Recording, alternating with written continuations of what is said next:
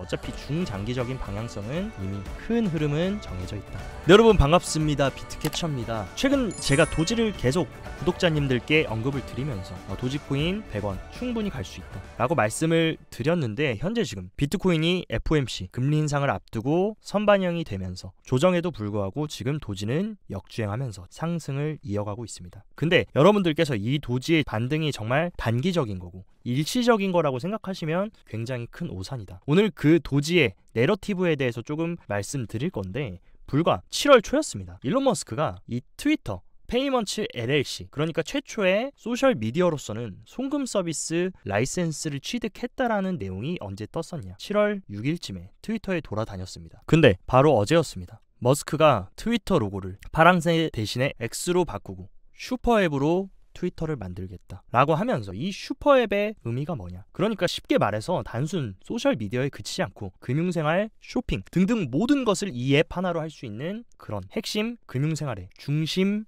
플랫폼을 만들겠다라는 의도를 바로 내비쳤습니다. 근데 굉장히 재밌는 사실이 뭐냐, 최근 트위터가 이 페이먼트 LLC 라이센스를 받았을 때 굉장히 많은 아리조나와 미시간, 미주리, 뉴햄피셔 등등 이런 여러 개 주에 이 라이센스를 전부 다 승인을 받았고, 승인된 날짜가 6월 29일이었습니다. 근데 불과 지금 한 달도 안 돼서 머스크가 갑자기 트위터를 X로 바꾸겠다 하면서 슈퍼앱으로 만들겠다 하면서 이 결제 라이센스를 한 달 전에 전부 다 승인을 받았다. 그 의도는 뭘까? 이 부분을 깊게 파고 들어본다면 도지의 방향성, 여러분들이 왜 우리가 도지 지금 주목해야 되는지 조금 감이 오실 겁니다. 그리고 더 중요한 게, 이 페이먼츠 LLC는 쉽게 말해서 현금을 코인으로 변환하려면 이 라이센스가 필요합니다. 그래서 미국의 로빈후드 거래소나 코인베이스도 이런 같은 라이센스가 있다라고 하는데, 그렇다라는 것은 머스크가 코인을 현금으로 변환하고 현금을 또 코인으로 변환시키는 어떤 이런 시스템을 이 트위터, 즉 X에 도입하려는 것이 아닌가. 그리고 최근에 또 어떤 뉴스가 트위터에 이슈가 됐었습니까? 테라의 결제 코드에서 비트코인이 발견됐다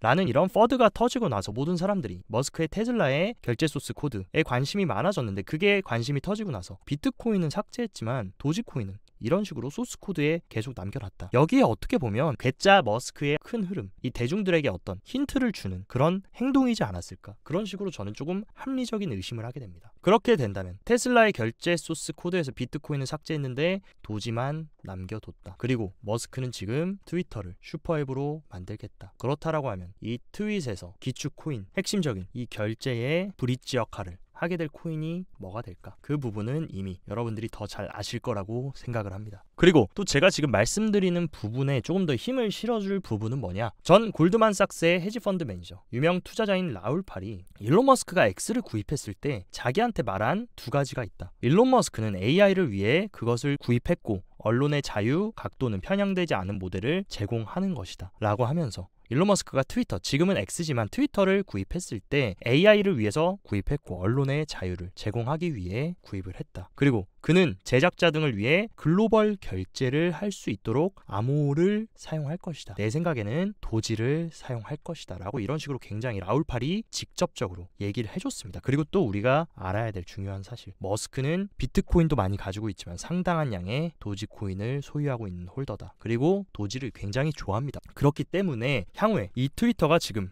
X로 전환했고 X가 미국의 슈퍼앱 역할을 하게 된다. 그리고 금융의 핵심 플랫폼이 된다라고 했을 때 거기서 기축으로 쓸 코인이 도지코인이 된다라고 하면은 도지는 정말 발전 가능성이 지금 해봐야 80원에서 100원 20%밖에 오르지 않았지만 이 중장기적인 성장 가능성은 정말 리플만큼 굉장히 큰 가치를 만들어낼 수 있는 그런 코인이라고 생각합니다. 그리고 또한 도지 같은 경우는 거의 900원까지 갔는데 지금 9분의 1토막 나서 지금 100원밖에 안 됐다. 그렇게 따진다라고 하면 지금 가격은 중장기적으로 보더라도 굉장히 저평가되어 있는 바닥 구간이라고 생각합니다. 그렇기 때문에 도지도 지금 단기적인 차트 분석 방향성 조금 말씀드리자면, 이 도지코인 같은 경우는 최근 이 3바닥 형성 이후에 이 3바닥 넥라인을 오늘 이런 식으로 확실하게 돌파를 해줬고, 설령 조금 조정이 나와서 이 넥라인 부근인 95원 부근만 잘 일봉 종가로 지지 리테스트를 보여준다면 저는 충분히 107원까지도 갈 수 있고 중장기적으로는 그 이상도 갈 수 있다. 그렇기 때문에 도지도 여러분들이 조금 집중해서 보셔야 된다라고 말씀드리고, 또한 지금 센티멘트 데이터에 따르면 거래량이 없었던 이 도지코인이 갑자기 7월 말 들어서 엄청나게 볼륨이 늘어나면서 지금 도지에 관심이 쏠리고 있다. 또한 지금 어떤 코인에 주목해야 되냐, 제가 여러 번 강조드렸던 라이트코인도 반감기를 앞두고 엄청나게 거래량이 급증을 하고 있습니다. 이 거래량이 세력들이 물량을 던지는 거래량인지 아니면 매집을 하는 거래량인지는 모르지만 어쨌든 도지코인과 라이트코인 우리가 조금 주목해서 봐야 된다라는 부분 구독자님들께 말씀을 드리고, 현재 비트코인에 대한 분석 간단하게 조금 단기 대응하시는 분들도 있기 때문에 좀 말씀드리자면, 어제 엄청난 큰 폭으로 지금 장대 음봉과 동시에 거래량을 동반해서 이 박스권 하단을 완전히 이탈했고 종가로 컨펌까지 받았다. 그렇다라고 하면 현재 지금 29.2K에 위치를 하고 있지만 만약에 이런 식으로 올라준다라고 해도 이 핵심 지지가 다시 저항으로 바뀌었습니다. 그래서 이 구간에 만약에 저항을 받는다라고 하면 저는 추가적인 하방은 열어놔야 되고, 제가 봤을 때 최종 이번 조정의 마지노선은 28.4K 구간 정도라고 보고 있고, 지금 피보나치 되돌림으로 봤을 때도 28.4K 구간이 피보나치 되돌림 0.5 구간이다. 이 정도 구간까지는 어느 정도 우리가 조금 하방은 열어놔야 되고, 이런 식으로 고점과 저점을 연결했을 때 지금 하방 트렌드, 하락 추세가 형성이 됐습니다. 그렇기 때문에 당분간은 조금 하방은 열어둬야 된다라고 말씀드리고, 상방으로 일단 단기적으로 좀 전환을 하려면 최근 이탈했던 이 박스권 하단 지지 구간을 다시 돌파를 해서 일봉 종가로 안착을 해줘야 우리가 다시 조금 상승 흐름을 볼 수 있다. 그 전까지는 조금 보수적으로 대응하시라고 말씀드리고 싶습니다. 그리고 현재 지금 시장의 불확실성을 가중시킨 가장 큰 원인은 뭡니까? 바로 매크로고, 이틀 뒤 목요일 새벽에 있을 이번 FOMC 금리 결정. 현재 근데 우리가 알아야 되는 중요한 사항은 어쨌든 간에 지금 이번 7월 FOMC에서 25bp 금리 인상할 확률은 98%다. 근데 지금 새롭게 대두되고 있는, 원래는 없었는데 지금 50bp에 대한 확률이 1%로 추가적으로 생겼다. 원래는 금리 동결이냐 아니면은 25bp 인상이냐 라고 했다면 지금은 금리 동결은 아예 0%로 변했고 25bp는 98%, 50bp에 대한 확률이 올라갔다라는 것은 뭡니까? 지금 시장이 또 한 번 매크로 이 금리 인상 압박에 굉장히 겁을 먹고 있는 상황이다. 이것에 따라서 제가 봤을 때 비트코인도 FOMC 전에 선반영을 받은 것이다 라고 판단이 되고, 연준의 입이라고 불리는 닉 티밀하우스 기자 같은 경우에 인플레이션이 6월부터 예상되는, 6월부터 FOMC에서 뭐라 그랬습니까? 올해 2번의 금리 인상 있을 수 있다. 물론 7월에 금리 인상하는 거는 어느 정도 우리가 납득했다. 근데 또 한 번의 금리 인상에 대해서는 의문을 제기할 정도로 인플레가 많이 둔화가 됐다. 그래서 이번 7월에 금리 올리고 이제 연준이 더 금리 안 올리겠구나 라고 안심하고 있었는데, 이번 주 FOMC에서 파월 의장이 그런 일이 일어나지 않을 것이라는 그런 지금 시장의 불안감이 가중되고 있다. 근데 왜 그러냐? 그러기에는 지금 시장의 성장이 너무 강하다. 금리를 이제 동결하고 금리 인상을 멈추려면 선제 조건이 뭡니까? 경기 침체가 오고 고용시장이 무너지고 소비시장도 무너지면서 경제가 악화돼야 연준도 어느 정도 속도 조절을 하면서 금리 동결하고 유동성을 풀어줄지 말지 고민하는데, 지금 어떻습니까? 고용이 망가지기는커녕 고용은 아직도 튼실하다라는 것을 지금 보여주고 있고, 불과 어제 발표된 미국의 7월 제조업 PMI 지수 같은 경우는 예측치를 크게 상회하면서 지금 미국의 경제가 강하다라는 것을 직접적으로 지금 데이터가 증명을 하고 있다. 또한 지금 미국의 어닝 시즌인데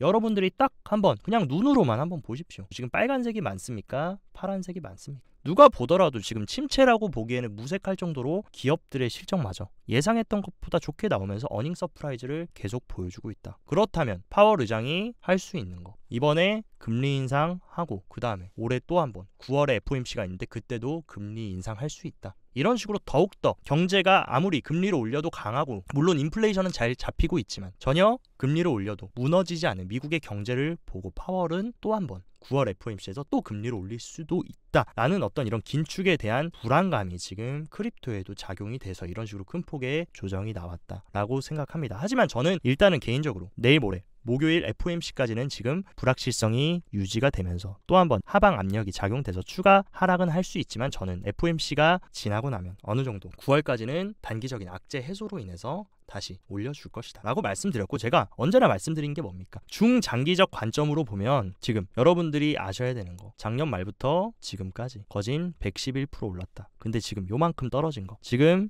6월, 7월 동안 요만큼 떨어진 건 사실 빠진 것도 아니다. 그 부분 여러분들이 명심하셔야 되고, 어차피 중장기적인 방향성은 이미 큰 흐름은 정해져 있다 라는 부분만 명심하시면 단기적인 이런 흔들기와 매크로 불확실성에 흔들리지 않는 강한 중심 잡으실 수 있고, 현재 지금 비트코인의 장기 보유자, 장기적으로 비트코인을 계속 홀딩하고 들고 있는 사람들이 비트코인 총 유통량의 4분의 3을 차지하고 있다. 그러니까 총 비트코인이 풀려있는 물량 중에 75%가 비트코인 팔지도 않고 꼭 들고 있다 라고 하면 뭡니까? 아무리 물론 단기적으로 조정은 받는다라고 해도 하방 압력은 제한이 있을 거고, 반대로 75%가 꼭 쥐고 있고 25%를 너도 나도 사겠다고 수요가 들어온다라고 하면 큰 방향성에서 가격은 상승할 수밖에 없다. 그리고 제가 최근 방송에서도 일본의 크립토 시장 패권 경쟁에 일본도 참여할 거다라는 말씀을 드리기가 무섭게, 일본의 기시다 총리가 블록체인 사회 변혁을 이끌 수 있고 정부 차원에서 힘을 쓰겠다. 지금 뭡니까? 미국과 중국의 전쟁인 줄만 알았지만 지금 일본까지 참여를 하고 있고, 또한 스페인 은행까지도 암호화폐 투자 펀드 상품을 출시하면서 최근 독일, 프랑스 할 것 없이 영국과 스페인, 유로존까지 암호화폐 시장에 전부 다 두 손 두 발 뻗고 뛰어들고 있다.